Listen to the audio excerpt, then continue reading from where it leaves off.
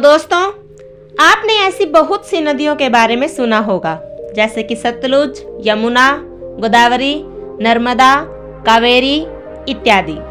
और भी ऐसी नदियां जिनके बारे में आपने जरूर सुना होगा और देखा भी होगा।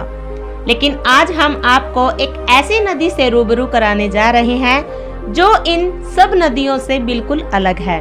जी हाँ दोस्तों, कुदरत के भी न जाने कितने रहस्य ऐसे हैं जिनसे लोग बेखबर हैं।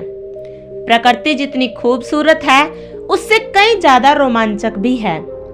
वैसे तो इस नदी के बारे में बेहद ही कम लोग जानते हैं और जो नहीं जानते उन्हें भी पूरी दिलचस्पी रहती है इसे जानने में। कहा जाता है कि हर साल मौसम के मुताबिक रंग बदलने वाली यह नदी सभी को हैरानी में डाल देती है।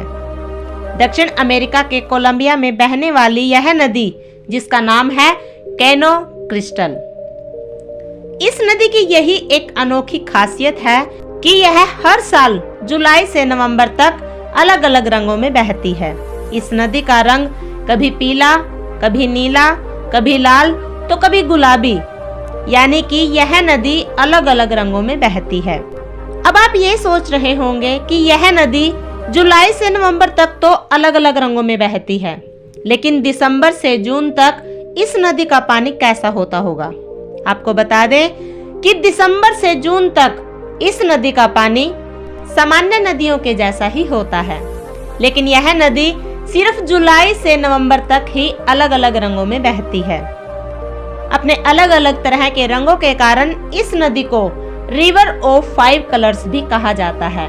अधिकतर लोग इसे लिक्विड रेनबो के नाम से भी जानते हैं।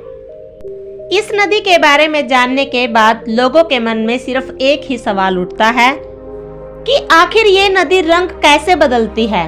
क्या राज हो सकता है इस खूबसूरत नदी का। तमाम कोशिशों व अध्ययन के बाद ही पता चला कि नदी में मौजूद पौधे ही इसकी खूबसूरती का राज है।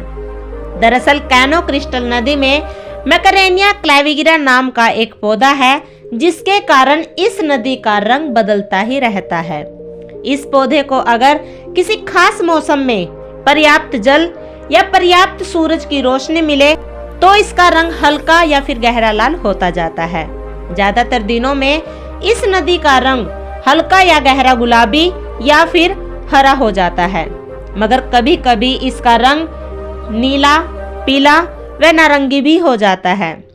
दुनिया भर में इस खूबसूरत सी नदी का नजारा देखने के लिए बहुत से विदेशी पर्यटक यहाँ आते हैं और साथ ही स्थानीय लोगों के लिए यह एक वीकेंड पिकनिक की पसंदीदा जगह है। वहाँ के स्थानीय लोगों का कहना है कि इस नदी के अंदर कुछ पौधे ऐसे हैं जो पानी के ऊपर भी दिखाई देते हैं और पानी के नीचे भी दिखाई देते हैं।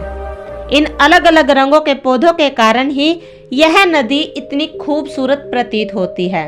प्रकृति की इस खूबसूरती को बरकरार रखने के लिए यहाँ की सरकार द्वारा कुछ नियम भी बनाए गए हैं। कहा जाता है कि यहाँ एक ही ग्रुप में 7 से ज्यादा लोग नहीं जा सकते। अगर कोई अनुमति लेकर जाना भी चाहे तो एक दिन में 200 से 250 लोगों को ही इस क्षेत्र में जाने दिया जाता है। इस नदी की एक और विशेष खास बात यह है कि यह नदी बिल्कुल ही स्वच्छ वातावरण वाली नदी है।